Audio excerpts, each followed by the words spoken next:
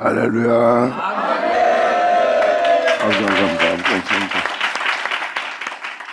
예레미야 25장 들어가자. 자, 이 시간에 이 말씀을 따라 테니까 하나님의 경륜을 잘 깨달아 주시고요. 이 모든 걸 알게 하여 그 모든 걸 준비하신 주님의 은혜의 말씀을 온전히 듣는 여러분들이 되길 간절히 바랍니다.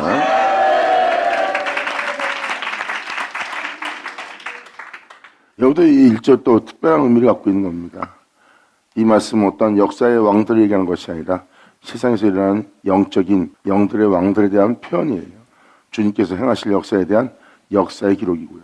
유다란 뜻은 찬양하라는 뜻이고, 요시아는 하나님께서 보호하신다, 하나님께서 도와주셨다는 뜻입니다.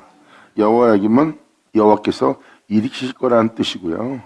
바벨론은 신들의 문이고, 느부갓네살은 높은 자가 국경을 지킨다. 그러니까 높이 앉아있는 자가, 그리고 교만한 자가 국경을 지킨다는 느부갓네살 원년이라는 뜻은 그 해에 이 느부갓네살이 왕이 될 때입니다. 유다 모든 백성에 관한 말씀이 에레미야에게 임하니라. 그건 모든 믿는 자고, 더구나도 예수님을 출생한 유다 민족을 표현하고 있습니다. 그건 다 주 예수를 믿는 백성이라고 보시면 되고요. 이들에 대해서 주님은 여호와께서 세우신다는 에레미야에게 말씀이 임한 겁니다. 자, 여기에 대한 표현을 해드릴게요. 유다 왕 요시아의 아들 여호야김 4년 곧 바벨론 왕 느부갓네살 원년에 유다 모든 백성에 관한 말씀이 에레미야가 임하니라. 하나님께서 세우실 은혜의 말씀이 임하니라예요. 세우실 하나님의 말씀이 임한 거고, 유다 왕 요시아의 아들 여호야김이라는 것은 하나님이 이 영적 시대를 얘기하는 거고요. 바벨론 왕 느부갓네살 원년에 이 세우실 말씀이 임했다는 뜻입니다. 이것은 바로 제약이 있는 그 세계의 왕노릇하는 그 세계에 세우실 말씀이 임한 날을 뜻하는 거고요. 그러므로 하나님께서 이제 그 은혜 받을 자들을 보호하고 그들을 일으킬 은혜로서 역사할 말씀으로서 제약이 난무한 그 땅에 임하시는 날이에요. 느부갓네살 왕이 왕노릇할 때, 그것도 영적인 왕을 표현하는 겁니다. 세상 주관자가, 어둠의 주관자가, 바로 이러한 느부갓네살의 어둠의 주관자가 주관할 때 그 백성을 일으킬, 그 백성을 세울 하나님 말씀의 임하심을 뜻하는 겁니다. 여기서 또 하나 표현한 표현력을 잘 들어보시면, 유다 모든 백성에 관한 말씀이 모든 믿는 자에게 역사할 그들에 관한 말씀이래요. 그들에 관한 말씀은 뭐겠습니까? 주님은 그들의 모든 죄로부터, 우상 숭배로부터, 거짓된 행실로부터, 범죄한 죄로부터 그들에 대해서 주님은 말씀하시고, 그들을 또 주님의 은혜 속에서 세우고자 임하는 말씀이라는 것을 지금 표현하는 거예요. 여기서 임한 말씀이라고 표현됩니다. 연구한 말씀도 아니고, 여러분 자신 스스로가 암송한 말씀도 아니고, 이스라엘의 역사에 관한 말씀도 아닌 하늘로부터 임한 말씀입니다. 할렐루야. 그래서 여기서 임하셨다는 표현을 쓰는 거예요. 하나님으로부터 임한 말씀이에요. 임한. 그 말씀은 진리고 그 진리는 하나님이십니다. 그래서 주님께서 임하시사 하는 표현을 쓰는 거랑 똑같은 거라고 보시면 됩니다. 그리고 1절은 바로 영적인 배경을 얘기하는 겁니다. 바로 이러한 어둠의 세상 주관자가 왕노릇하며 있을 때 주님은 그들을 보호하며 그들을 도와주어서 그들을 일으킬 거란 뜻입니다. 그리고 그들을 세우기 위한 하나님의 말씀이 임하였더라 하는 영적 내용이에요. 그러므로 선지자 에레미야가 유다 모든 백성의 모든 믿는 자에게 하나님의 몸된 성전인 예루살렘의 모든 거민에게 고하여 가로되, 유다 왕 암몬의 아들 요시야 13년부터, 유다 왕 암몬 충실한 자란 뜻이고, 아들 요시야 하나님이 도우셨다, 하나님이 보호하신다는 뜻을 갖고 있습니다. 그러므로 믿는 자가 주님한테 충실하고 충실한 자를 하나님이 보호하시고, 보호하는 13년부터 오늘날까지 23년 동안에 여호와의 말씀이 내게 임하시기로, 그들을 세우게 할 말씀이 임하기로 내가 너에게 이르되 부지런히 일렀으나 너희가 듣지 아니하였으며, 여호와께서 그 모든 종 선자를 너에게 보내시되 부지런히 보냈으나 너희가 듣지 아니하였으므로 귀를 기울여 들으려고 하지도 아니었다고 표현합니다. 이 은혜가 어떤 말씀인지 다음 절로 표현합니다. 이르시기로 너희는 각기 악한 길과 너희의 악행에서 돌이키라. 여러분이 가는 길은 죄인의 길이래요. 그리고 여러분의 행실은 악행의 행실이래요. 그러므로 그 죄인의 길에서 악한 행실로부터 너희는 돌이키라. 그리하면 나 여호와가 너희와 너희 열족에 주어 영원히 있게 한 그 땅에 너희를 거하게 하게 할 것이라는 거예요. 할렐루야. 즉 주님께서는 하나님 말씀에 충성되고 순종한 자들을 돕고 보호하면서 주님은 그들을 세울 거라고 일으킬 거라고 표현한 표현입니다. 그 임하신 말씀은 여러분들의 모든 악한 길과 악행의 길로부터 악행의 행실로부터 다 돌이키게 하는 말씀이고, 그리고 돌이키게 함으로 말미암아 하나님께서 열조에게 주셨던 그 영원한 땅에 여러분들을 거하게 할 수 있는 말씀을 보내셨다는 뜻입니다. 이렇게 내가 너를 도와 너를 세워서 영원한 땅에 거하게 하려는 이 말씀을 너희가 들으려고 하지 아니하도다. 주님은 하나님 말씀이 무엇인지를 명확히 표현하고 있어요. 이것이 바로 임하신 말씀이고, 임하신 말씀은 우리를 도우실 거고, 임하신 말씀은 우리를 일으킬 것이고, 임하신 말씀은 우리를 세울 것입니다. 왜? 어디에? 어떻게? 그 모든 악한 행실로부터 우리를 건져내시고, 또한 모든 죄악으로부터 우리를 돌이켜서 영원한 생명이 있는 그 땅에 우리를 거하게 하는 말씀으로써 우리를 돕고 우리를 세우실 거예요. 근데 그렇게 되게 할 말씀에 대해서, 그 진리에 대해서 너희가 들으려고 하지 아니었도다. 너희와 너희 열족에 애적에 준 땅, 여러분들 알다시피 아벨 같은 경우, 에녹 같은 경우, 노아 같은 경우를 보시면 애적에 열족에 준 하나님이 영원히 있을 수 있도록 준 영원한 땅이에요. 아벨이 2000년 전 예수님처럼 죽음을 맞이할 수 있는 그 땅에 거하게 한 거고, 죽음 보지 않고 하늘에 오를 수 있도록 에녹을 그 땅에 거하게 한 거고, 노아가 그러한 환난 속에서 하나님이 심판을 강행하실 때 그 모든 죄악을 통해서 아라산 거룩한 산에 오르도록 역사하신, 바로 애적에 주어 역사하신 그 땅에 하나님이 거하게 한 땅. 이러한 내용으로서 다음 절로 아버지가 이제 역사하사 들어가는 장면입니다. 이 날은 바로 하나님의 모든 죄악을 종료시키고 모든 죄악으로부터 자기 백성을 구원하는 날이고, 하나님의 자신의 영광을 온전히 취하시는 날이라는 것을 기록하고 있어요. 이때 수많은 왕들, 영적 왕들, 어둠의 세상 주관자들이 많이 나올 때래요. 그때 주님은 그 어둠을 들어써서 정금처럼 단련할 거래요. 그리고 모든 대적과 싸워서 그 빛 가운데 너희를 온전히 서게 하기 위함이라. 자, 그런 내용을 담고 있으니까 여러분들은 잘 들으시고 이 예레미야 서신을 통해서 잘 깨달았고, 하나님이 행하실 모든 역사를 헤아리고 또 헤아릴 수 있는 지혜를 얻어서 여러분들의 모든 행실을 그릇된 길에서 다 돌이키게 해요. 하나님의 영을 쫓아 모든 범죄로부터 죄로부터 구원하시는 주를 바라보고 주님께 모든 걸 맡김으로 온전케 하시는 주님을 만날 수 있는 여러분들을 간절히 바랍니다.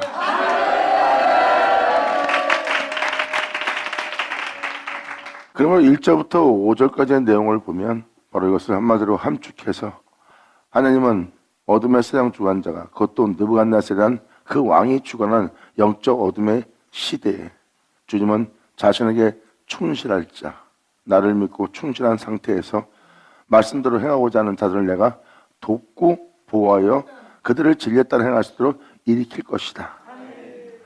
그리고 그들을 세울 하나님 말씀을 보낸다는 뜻입니다. 하지만 그렇게 세울 은혜의 말씀에 대해서 너희가 들려하지도 않고 귀를 기울이지 않고 있는 그 임하신 그 말씀은 무엇이냐? 애적에 네 조상들에게 주어서 영원히 있게 한 그 땅에 거하게 하는 말씀인데, 그것을 너희가 들려오다 하지 않고 귀를 기울이도 않고 있다는 거예요. 그러한 내용으로 시작되면서 이제 역사하는 말씀이에요. 이 뜻은 바로 무엇입니까? 하나님이 여러분들을 영원히 있게 할 땅에 거하게 할 말씀으로서 이 땅에 임하셨다는 뜻입니다. 그 임하신 말씀, 여러분들을 세우실 말씀, 온전케 하신 말씀, 영원한 땅에 거하게 할 말씀, 조상들을 세우게 했던 그 말씀이 임했는데, 그 말씀에 대한 그 말씀을 전하고 있는데도 그 말씀을 들으려고 하지 않는다는 거예요. 이게 바로 여태까지 하나님의 역사였던, 선지자 중에서 역사였던 하나님의 말씀입니다. 이렇게 여러분들을 세울 영원한 땅에 거하게 하는 말씀이 있다는 것을 여러분들은 아셔야 되고, 그 말씀은 영적인 하나님의 은혜로서 하늘로부터 하나님의 말씀이 임하여 우리를 영원한 땅에 거하게 하는 하나님의 말씀이 있음을, 계심을 여러분한테 알게 하는 거죠. 할렐루야!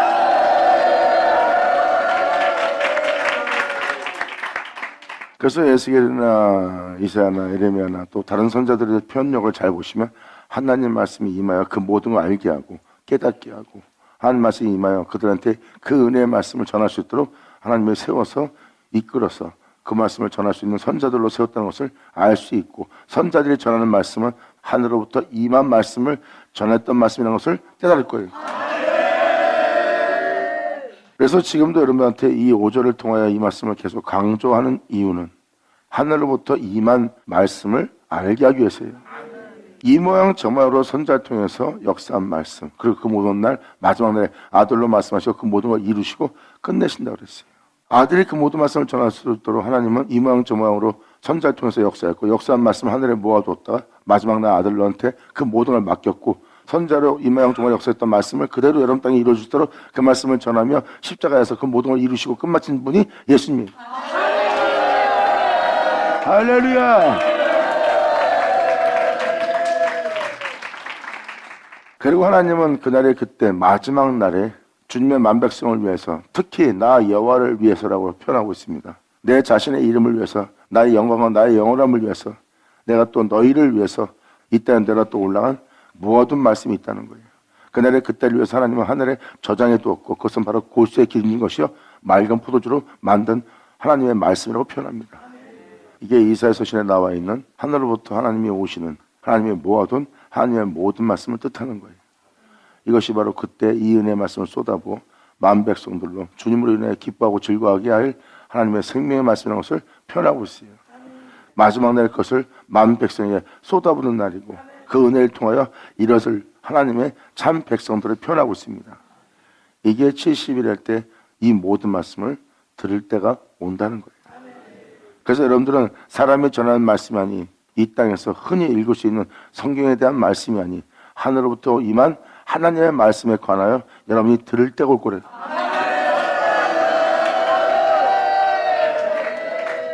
이것은 예수님을 통해서, 사도를 통해서 초대교회 때 이미 전파된 말씀이에요. 그리고 70일 때, 마지막 때는 선자들 통해서, 사도를 통해서, 예수님을 통해서 역사하셨던 그 모든 말씀이 이제 또 한 번에 쏟아지는 날을 표현하고 있는 거예요. 그래서 여러분들의 귀에 응하게 할 말씀을 들을 것이라는 걸 사도 바울도, 사도 요한도, 베드로도 그것을 표현하고 있어요. 동일한 말씀을 하나님이 예비해 두었다 그랬어요. 이것을 베드로가 증거했습니다. 바로 이사야는 어둠의 주관자의 하늘을 주관하고 있는 영들이 큰 소리 치며 떠나가게 할 동일한 말씀을 하나님이 예비해 두셨고, 그 말씀이 임할 때 그것은 큰 소리 치며 떠나갈 것이고, 사람들이 행한 모든 행실을 드러낸 날이라고 그랬어요. 그래서 베드로후서 3장에 의의 거하는 자가 되어서 하나님이 자신을 새롭게 할 나라를 바라보는 자가 되게끔 그 동일한 말씀을 하나님이 준비해뒀다 그랬어요. 그날에 여러분들은 그들을 세운, 그들을 죄악에서 건진, 어둠을 물리친, 그리고 그 대적의 손에서 건져서 자기 나라의 백성 되어 자기 나라의 백성으로서 이 땅을 걸을 수 있도록 되게 한 그 동일한 말씀 하나님은 예비해뒀다 그랬고, 사도 바울은 그 은혜 말씀이 우리 귀에 들려서 결국 우리 몸에 그 은혜 말씀이 응하여 우리 모두가 새로운 존재가 될 것을, 어떤 새로운 존재? 썩지 않게 될, 죽지 않게 될. 할렐루야! 이것을 사도 요한은 또한 요한복음 1장에 그 말씀을, 태초의 말씀을 영접할 자, 그 태초의 말씀은 빛이요, 그 빛 안에 모든 영혼들의 생명이 있으니 그 빛이 바로 여러분 귀에 들릴 수 있도록 듣게 한 빛의 말씀이요, 하나님은 그 은혜의 말씀을 보내어 여러분들을 세우고자, 또는 여러분들을 도우고자, 여러분들을 이기고자 그 모든 악한 행실로부터 돌이켜서 빛 가운데 행할 수 있도록 빛으로 오신 그 말씀이 있음을 표현하고 있습니다. 그리고 사도 요한은 요한일서 1장에 그 영원한 생명의 말씀에 관하여 귀로 들었고 눈으로 보았고 주목해서 그 영원한 생명에 관한 말씀을 내가 만진 바 되었다 그랬어요. 이제 사람들을 영원히 살게 할 그 생명의 말씀이 모든 믿는 자에게, 성도들에게 나타났으니,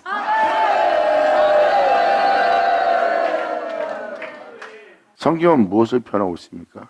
토기에 담아둔 말씀, 바로 사람들이 보고 읽고 깨닫고 헤아릴 수 있고 연구할 수 있는 말씀을 하나님은 토기에 담아둔다 그랬어요. 그것은 인간들이 즐겨볼 수 있는 말씀으로서 이 땅에 놔둔 말씀이래요. 하지만 하늘 위의 말씀은 하나님이 그날의 그때가 되어 허락되지 않는 한 하늘로부터 오는 임한 말씀은 여러분이 만나지 못할 거래요. 하나님이 축복하사 그 모든 일을 새롭게 하고자 그들이 바로 그 새로운 말씀이 임할 때 하나님의 인봉을 떼셔야지만 하늘로부터 임하는 말씀을 여러분들은 영접할 수 있고 그때 여러분들은 밭과 집을 새롭게 다시 사야 되는 날이에요. 바로 그게 예레미야 32장에 나오는 내용이네요. 이렇게 하늘로부터 오지 않으면 만날 수 없는 말씀이 있어요. 그 말씀을 여러분들이 만나는 날이래요. 예수님은 그 진리를 전하였고 사도들 또한 그 진리를 전했어요. 그 진리를 전한다리 한결같이 말하는 것은 아버지가 내게 맡기사 이루게 할 역사래요. 여러분한테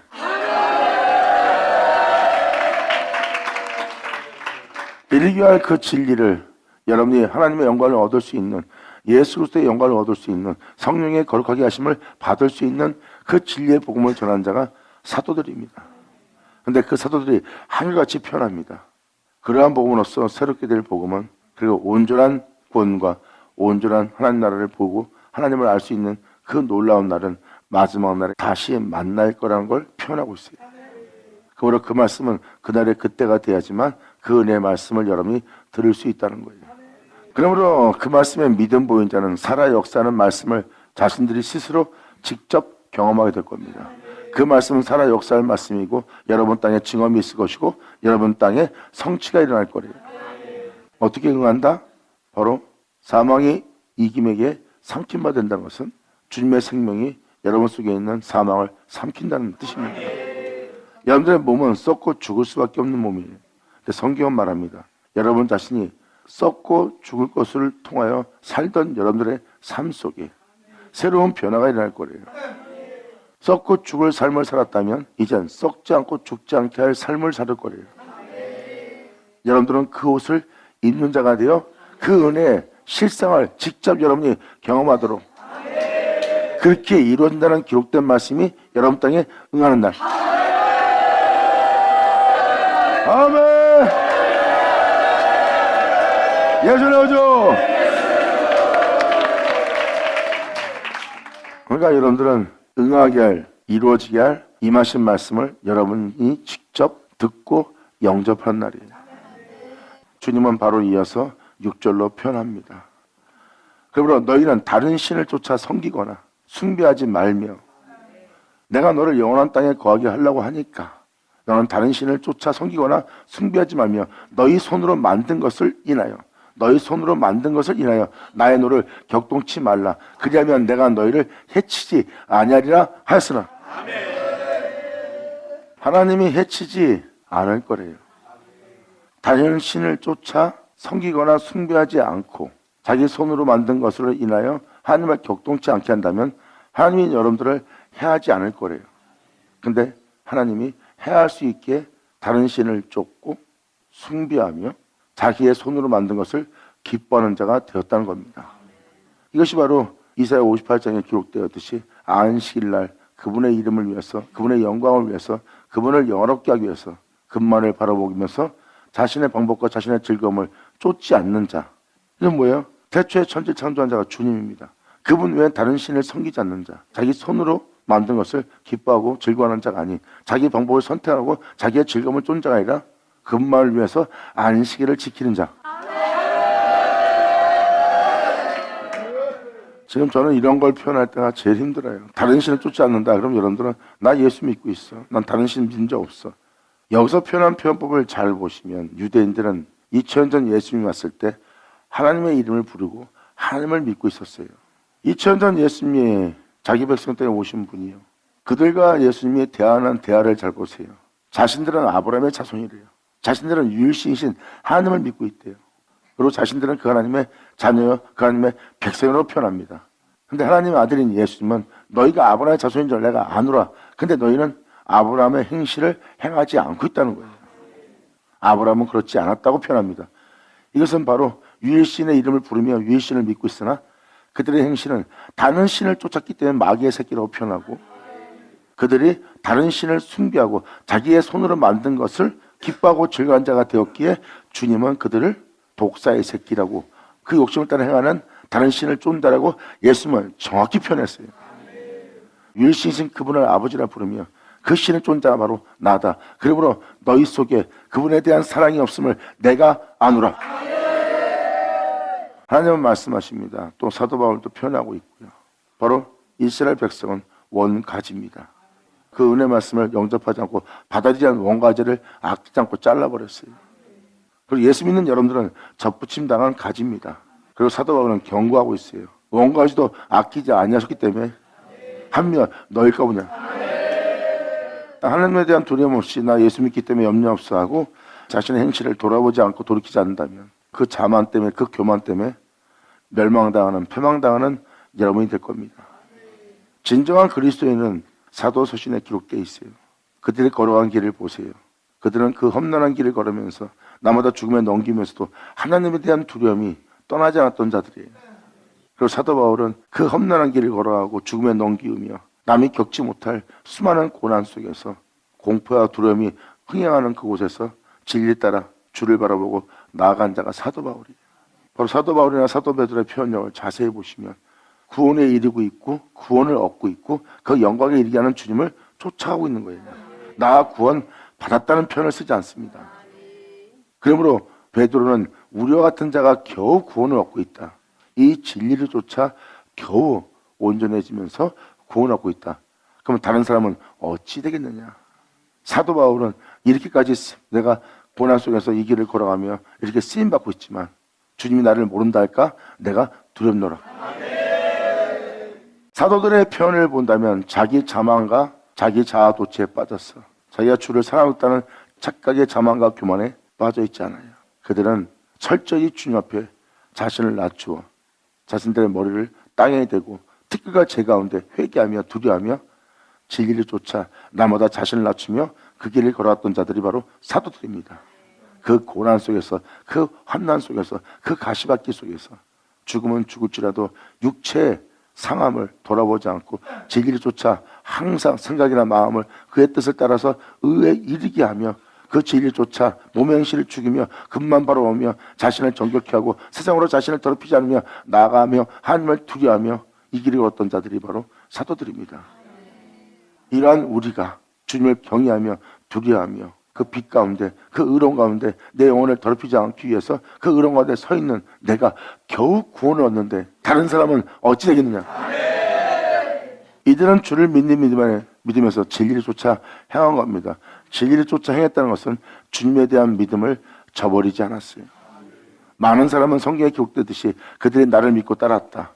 근데 후에는 나를 믿지 않았다. 결국은 그들이 진리를 소멸시키고 진리를 쫓아 그 말씀의 가르침을 쫓아 그분의 뜻을 이루고 그분의 뜻을 행하기 위해서 그분을 믿고 따르다가 어느 정도 성장을 하면 그분을 믿고 따르는 그 길을 멈춰버리는 거예요. 그 다음에는 그분을 믿는 믿음에 대한 믿음을 보이지 않기 시작합니다.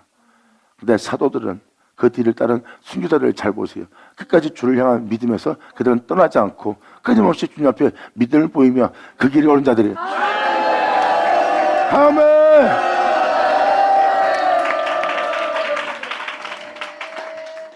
선자가 갔을 때마다 그들은 유일신 하나님을 믿는 자였고 또 그 아들 예수님이 갔을 때도 유일신이신 하나님을 믿는 자였어요. 그들은 우상 숭배자가 아니에요. 현실적으로 본다면. 근데 그들의 행실을 보고 행실을 표현하는 주님과 선자들을 보세요. 그들은 다른 신을 쫓는 자였고 우상 숭배자였습니다. 이것을 여러분이 알아들어야 이 모든 성경에서 말하는 이 우상과 다른 신이 무엇인지를 알아볼 수가 있어요. 그래서 지금 하는 말씀은 여러분들이 계속 듣고 알려고 하셔야 돼요. 그래야 성경이 여러분들이 무엇을 말하는지 알 수가 있고 예수 믿습니다 했는데 예수를 믿고 있으나 사도들이 말한 것처럼 주님의 이름을 입으로 신하나 행실로서는 부인하고 있다는 그것을 여러분들은 알아두셔야 됩니다. 믿음으로써 주님을 위해서 그 땅을 걸어야 될, 진리를 따라야 될, 또한 진리에 대한 믿음을 보이며 끊임없이 진리의 열매를 맺어야 될 그 열매에, 그 진리에 믿음을 보이지 않는 삶이 되어버린 거예요. 그들이 믿고 있다 그 후에는 믿지 아니하였다라가 응하는 말씀이 되는 겁니다. 그리고 자기 손으로 만든 걸 높이고 있는 거예요. 자기의 의로운 행실을, 자기의 덕의 행실을, 자기가 그동안 연달한 행실을 자신이 연달하면서 학문을 연구하고 그 모든 걸 배워서 격식을 거쳐서 사람들에게 덕을 베풀며 덕의 행실을 가르치고 있는 자기 손으로 만든 것을 높이고 있는 거예요. 그게 바로 근신상입니다. 주님은 말씀하십니다. 그걸로 나를 경록히 하지 마라. 그래서 여기서 표현하고 있는 표현은 다른 신을 쫓고 섬기거나 숭배하지 말라는 거예요. 그래서 너의 손으로 만든 것을 높이지 말래요.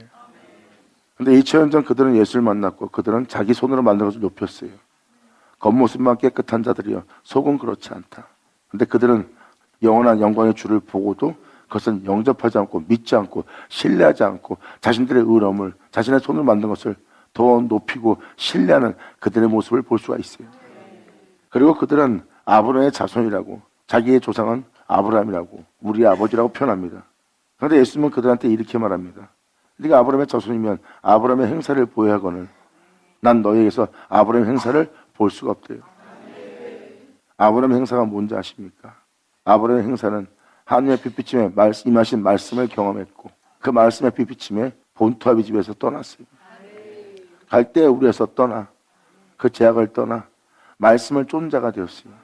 그리고 말씀을 쫓는 그 말씀을 통하여 하나님의 영원한 약속에 대한 말씀을 듣게 되었고 듣게 된 그 말씀에 대해서 아브라함은 믿음을 보였고 그 믿음은 끊임없이 그 말씀을 쫓았어요. 그 말씀에 대한 믿음을 보이는 아브라함은 그 후에는 믿지 않았다가 아니라 태의 죽음을 알고도 끝까지 믿었더라. 할렐루야! 아멘! 아브라함 얘기가 등장하는 것은 사도들도 아브라함에 대해서 얘기합니다. 아브라함은 사라와 아브라함 자신도 늙었고 태의 죽음을 알고 있는 상태예요. 그래도 하나님의 말씀을 믿고 쫓았던 아브라함은 끊임없이 그 말씀에 대한 믿음을 태의 죽음을 알고도 저버리지 않고 주님께 끝까지 이후엔 믿지 않았던가 아니라 계속 그 말씀에 대해서 말씀을 쫓으며 믿음을 보인 겁니다. 말씀을 쫓으려면 여러분들의 애것에 있으면 안 됩니다. 육체에 머물면 말씀을 쫓을 수 없어요. 왜? 무엇을 먹을까 입을까 마실까 염려하며 여러분들은 이 세상의 주관자를 쫓아야 됩니다. 그러므로 하나님을 쫓아 살 수 없고 육체의 삶의 방식에 이 세상에 전혀 어울리지 않는 진리의 세계입니다. 그런데 아브라함은 그 모든 걸 잃을지라도 그 말씀을 믿는 믿음을 보였고 그 말씀을 쫓는 자가 되어서 태의 죽음을 알고도 이후에는 믿지 않았던 게 아니라 끝까지 믿어 하나님이 의롭다는 아브라함이 되었어요. 할렐루야! 아멘. 이것이 바로 예수님이 표현했던 아브라함의 행사입니다. 근데 그들은 여러분이 알다시피 그들의 행실을 보면 다른 신을 쫓고 있고 다른 신을 섬기고 다른 신을 숭배하고 있어요. 예수님은 말씀하십니다. 나는 하나님 아버지 너희가 하나님이란 그 하나님을 섬기노라. 아멘.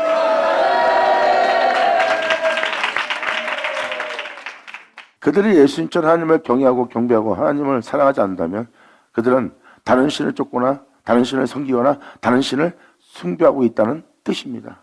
이 6절이 바로 그걸 표현하고 있습니다. 여러분들이 알아두시길 바랍니다.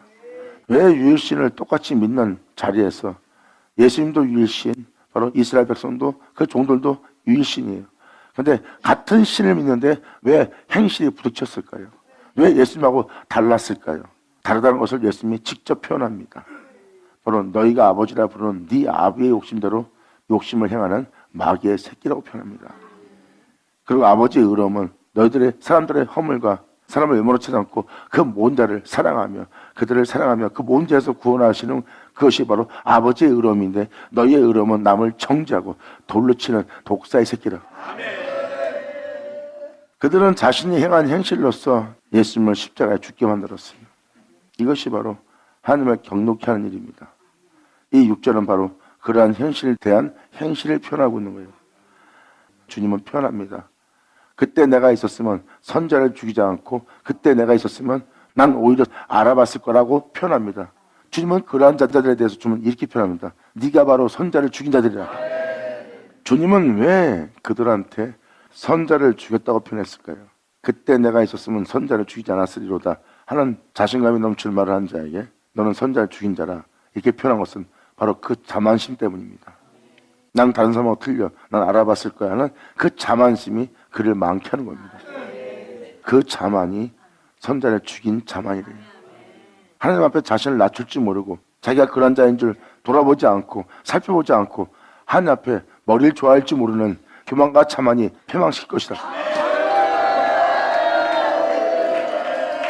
하나님의 말씀을 들을 땐 자신을 낮추어 머리를 조아리며 하나님의 가르침에 고연해 여러분 귀를 기울여 청종할 줄 알아야 되는 거예요.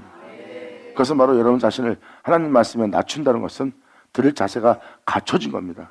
더구나도 여러분한테 주님이 예수의 빛을 비친다면 이 땅에 피 흘리며 그 거룩한 길을 걸었던 예수님에 대해서 증거하면 여러분들은 그 주님을 통하여 여러분 자신의 죄를 낱낱이 볼 줄 알아 그 모든 죄악을 부끄러워할 줄 아는 자가 되야 돼요. 이것이 말씀을 들을 자들에 대한 자세이니라. 할렐루야. 여러분들 욥도 욥기서 42장 들어서야 욥이 주님의 말씀을 듣고 또한 하나님의 말씀을 들을 수 있도록 귀를 기울일 수 있도록 하나님은 역사하셨어요. 그 전자의 욥은 하나님의 말씀을 들을 수 있는 상태가 아니었어요. 그러면서 욥을 42장에 만나는 주님 보세요. 한참 기다렸다가 뒤늦게 욥을 만납니다. 그리고 주님은 권면합니다. 욥아, 네가 대장부라면 네가 내 말을 들을 수 있도록 대장부처럼 허리띠를 메고 내 말에 귀를 기울이라. 네가 대장부라면 나와 대화할 수 있도록 준비하라 이거예요. 뒤로 물러가지 말고 끝까지 들을 수 있도록. 그리고 주님은 대화를 합니다. 그 대화를 통해서 욥은 자신의 자만과 교만과 오만을 발견합니다. 그것도 아무도 찾아내지 못하는, 겉으로 볼 땐 겸손한 자예요, 온유한 자예요, 자신을 낮추는 자예요, 주님만을 위한 자예요. 그런데 주님은 거기서 욥의 자만과 오만과 교만을 잡아냅니다. 이것이 바로 다윗이 고백한 내 안에 있는 숨은 교만, 숨은 허물에 대해서 주님이 잡아낸다는 것을 다윗도 표현합니다. 그 놀라운 주님을 만난 자가 바로 욥과 다윗이에요. 그리고 주님은 그에게 알게 하고 깨닫게 함으로 그들을 이끌어냅니다. 이끌어냈을 때 그들은 그때서야 깨닫고 티끌과 재 가운데 땅에 머리를 조아리며 주님 앞에 회개하며 나갑니다. 그러한 자들이 회개한다는 것은 여러분 그 고난 속에서도 주님한테 회개할 게 많다는 거예요. 그것은 바로 하나님이 여러분이 알지 못하는 여러분 내면 속 숨어있는 허물들을 보고 있다는 뜻입니다. 말씀에 기록되듯이 하나님은 태양 속에서도 어둠을 잡아내요. 여러분들은 태양과 빛밖에 안 보이겠지만 그 빛 뒤에, 그 찬란한 영광 뒤에 있는 하나님은 허물을 보고 있습니다. 하나님은 말씀하십니다. 나는 너를 점도 흠도 없이 영광 중에 살게 할 만군의 여호와니라. 귀인잔 들쳐라.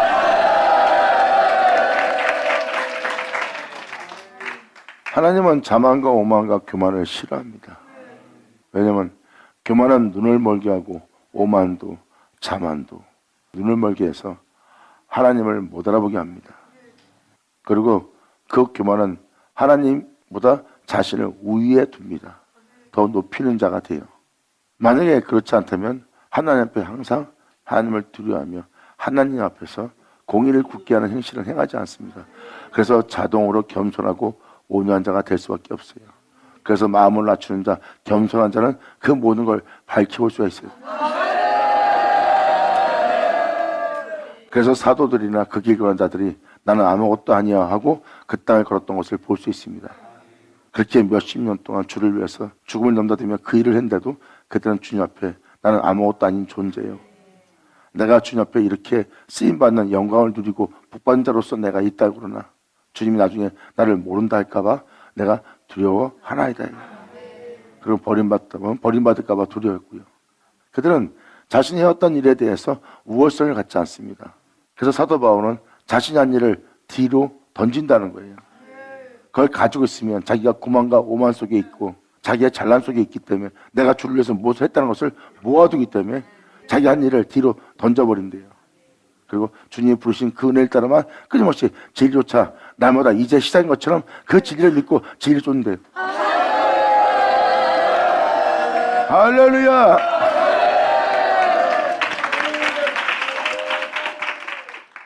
그래서 그들은 자신이 한 일을 기억지 않습니다. 진짜 하나님 하신 일을 본 자는 자신을 아무것도 아닌 자가 되게 합니다. 홀령하신 자 앞에 나는 없는 자와 같나이다.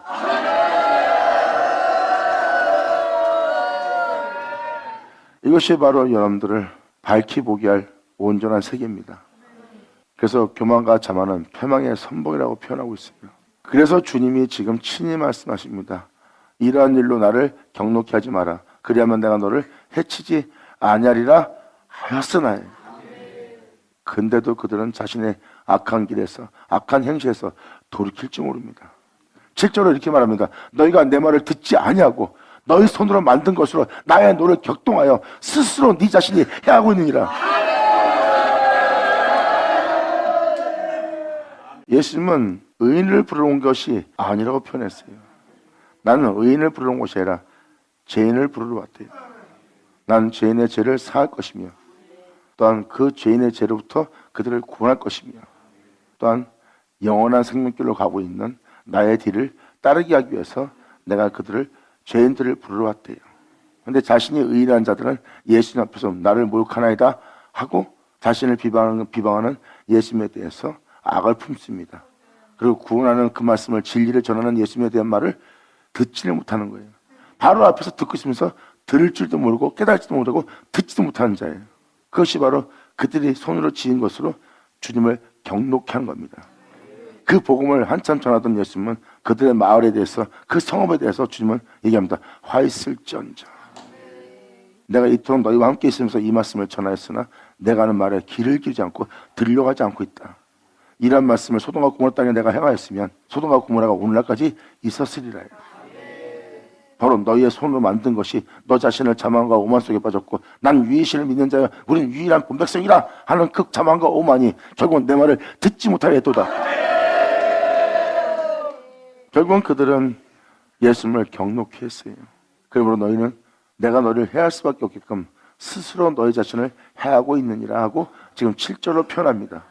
이는 여호와의 말이니라. 8절로 이렇게 말합니다. 그러므로 나 만군의 여호와가 이같이 말하더라. 너희가 내 말을 듣지 아니하였은즉. 지금 이 8절의 표현도 2000년 전 예수님이 말씀하실 때를 잘 보시면 됩니다. 예수님은 여러분 아다시피 하나님이에요. 그리고 예수님이 말하신 말씀은 하나님이 말한 말씀이고요. 그런데 그들은 예수님이 말하는 말씀 앞에 있었어요. 당신이 우리를 모욕하나이다 하고 얼굴에 문신이 새길 정도로 그들은 예수님이 하는 말에 귀를 기울였고 들었어요. 듣고 있었어요. 들었으니까 인상 쓰고 모욕한다고 표현하죠.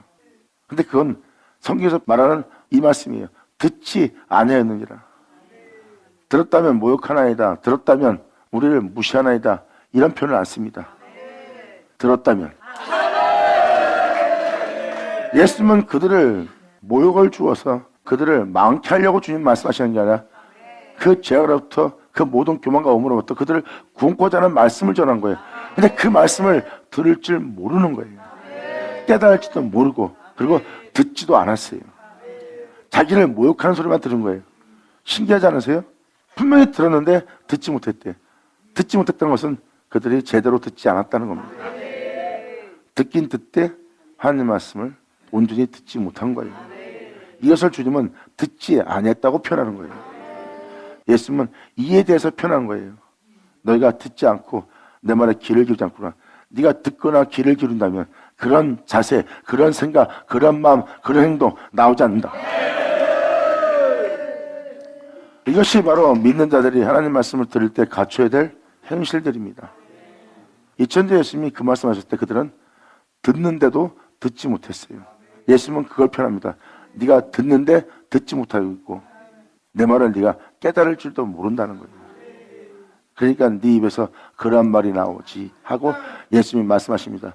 그러므로 너희는 모든 걸 밝히 보고 있고 그 모든 걸 바로 볼 수 있다고 네가 보고 있구나. 네가 본다고 하니 내가 세상에 온 것은 이 세상에서 본다는 자를 내가 보지 못하게 할 심판자라는 것. 그리고 보지 못한 자는 보게 할 심판자라는 걸 주님은 증거합니다.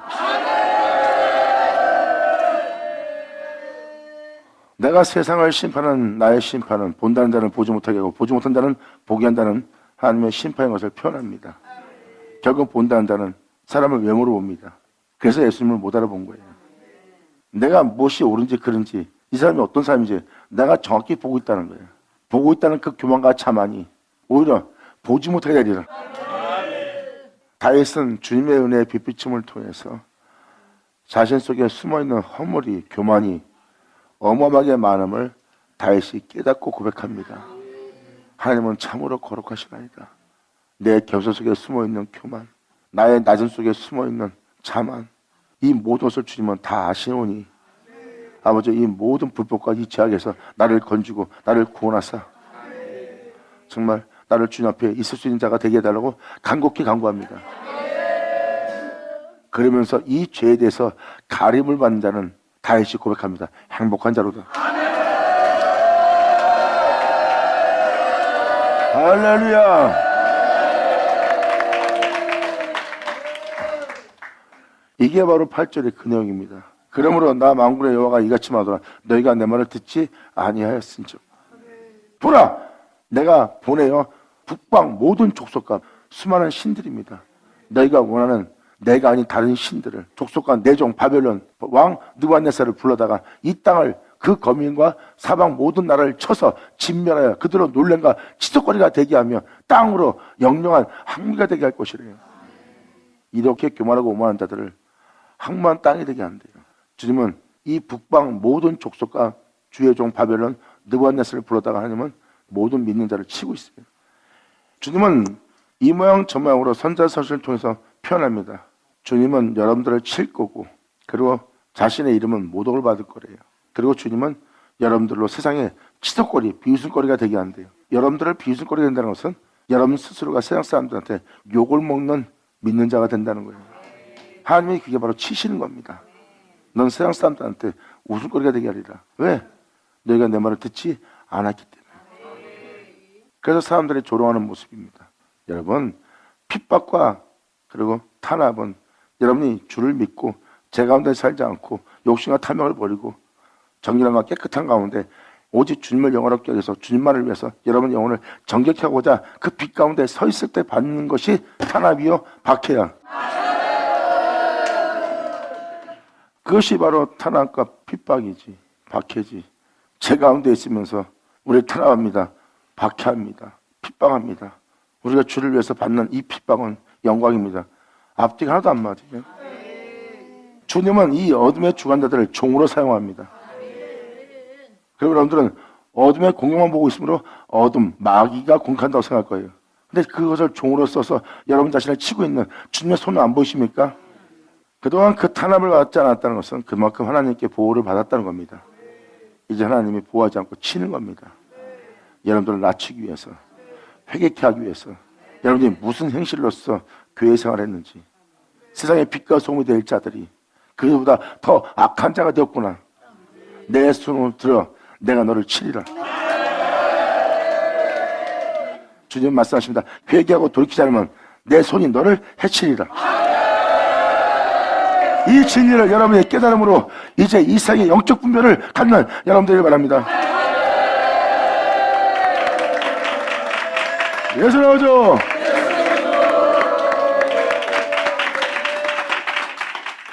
그래서 1절부터 9절까지의 내용을 보시고 나면 이제 여러분들의 영혼 상태가 10절 내용과 똑같다는 걸 깨달을 겁니다. 여러분들은 예수 믿는 자들이에요. 예수 믿고 예수로 인해 기뻐했던 자들이 여러분들입니다. 그리고 예수님을 향한 열정이 뜨거웠고 세상에 어떤 것도 필요 없던 자들이 여러분들입니다. 예수 믿고 행복해했고 교회 나가는 것이 즐거웠고 교회에서 예배드리는 것이 만족스러울 정도로 모든 유흥을 다 끊고 세상 즐거움을 끊고 교회에 나가 기뻐 부르며 찬송하며 신랑이신 예수님을 통해서 기뻐했던 여러분들이 여러분의 진짜 신앙이었어요. 이제 오히려 교회가 세상 사람들에게 놀랄거리가 되고 조롱거리가 되었어요. 그리고 세상 어둠의 주관자들은 탄압하고 있고요. 우리가 의인으로서 빛과 소금으로서의 탄압과 박해를 받고 있습니까? 아니에요. 우리의 죄 때문에 지금 우리가 매를 맞는 거예요. 진정한 탄압과 핍박은 제 가운데 살지 않는 무죄한 곳에 있는 자들의 모습이에요. 선자들이 진리를 전했고 그 진리를 전하는 자들은 그 진리조차 행하고 있었고 그들처럼 진실처럼 돌변하지 않고 자기 위에서 살지 않고 그 진리 가운데 선자는 행했고 그 선자를 핍박하고 죽이려는 그들은 무지한 자의 피를 흘리고 있는 거예요. 그게 탄압이요 핍박이야. 이런 것을 여러분이 구분할 줄 알아야죠. 매를 맞춰서 매를 맞고 있으면서 자기가 박해받는 의의라고 착각하는 거예요. 마귀는 그 착각 속에 놔두는 거예요. 여러분들은 이 모든 말씀에 대해 듣고 그 모든 걸 깨닫고 모든 걸 밝히고는 여러분들에게 간절히 바랍니다.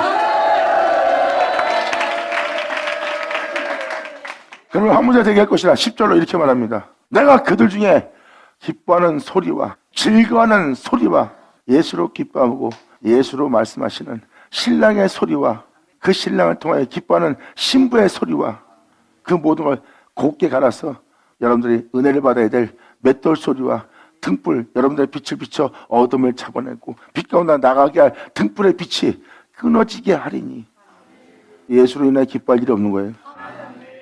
예수 얘기하지 마세요. 내가 지금 힘들어요. 난 지금 위로가 필요합니다. 내가 지금 돈이 필요합니다. 내가 사회생활에 형통함이 필요합니다. 세상에서 내가 복받기 원합니다. 예수 얘기하지 마세요. 십자가는 예수 얘기하지 마세요. 그냥 난 믿습니다 하면 된 거지 뭘 자꾸 피 흘린 예수만 얘기하십니까? 내가 필요한 건 위로와 세상의 형통과 돈과 명예와 권세와 세상으로부터 받는 복이 필요합니다. 난 이게 없어서 내 삶이 찌들고 찌들었나이다. 이제 내가 예수로 인해 기뻐하고 십자가는 그분의 피 흘림으로 내가 마음이 녹아내려 그로 인해 즐거워할 수 있는 신부의 모습으로 내가 살 수 없나이다. 난 이제 먹고 살기 바쁩니다. 10절이 응하였느니라. 귀잔들 쳐다.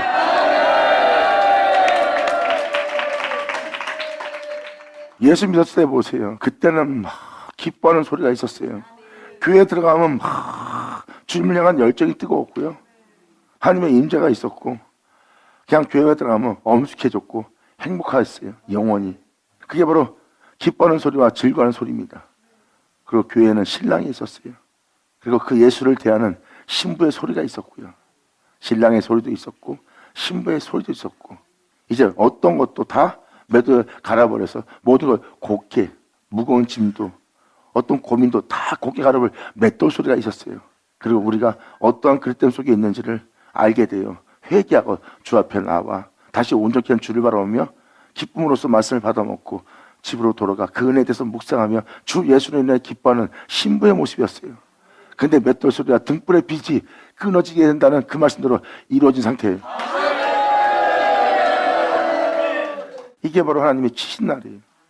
다음 절로 이렇게 표현합니다. 끊어지게 하리니 이 온 땅이 황폐하여 놀랄거리가 될 것이다.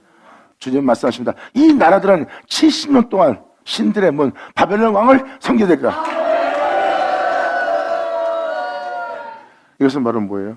다 그릇대로 제갓길로가 진리가 아닌 비진리 속에 섬기며 살아갈 존재가 될 거래요. 결국 주님은 여러분이 보고 있는 모든 제약을 주님은 보게 합니다. 그 제약 속에서 살고 그 제약을 보는 것이 고통스럽고 힘들지 하고 여러분들로 주님은 경험케 합니다. 그리고 주님 말씀하십니다. 나는 그 제약을 종결시키리라. 아멘. 네가 죄로 인하여 고통스러워하고 남의 죄로 인하여 네 죄로 인하여 이 세상을 통해서 겪는 모든 고통스러움과 괴로움, 상함 끝마치기 거래요. 그리고 나의 영원함으로 나의 영광으로 나의 영원함으로 나의 참됨으로 나의 의로움으로 너희가 행복해하고 기뻐하며 살아가게 할 세계로서 도래하며 그 모든 것을 끝마친다는 게 바로 다니엘서 9장입니다.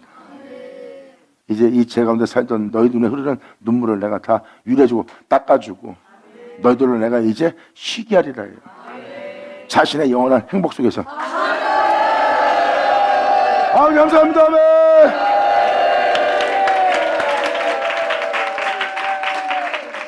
이렇게 영적 배경만 보세요. 이걸 역사책으로 본다면 하나도 못 알아듣습니다. 하지만 영으로서 분별하면 이 영의 말씀대로 이 시대로 여기 써있는 내용대로 이 시대가 지금 변해있음을 교회가 이렇게 변해있음을 보일 겁니다. 여기서 신부와 신랑 예수 믿는 자들이죠. 여러분 신랑이라고 표현되고 신부라고 표현된다면 예수 믿는 자의 뜻한 겁니다.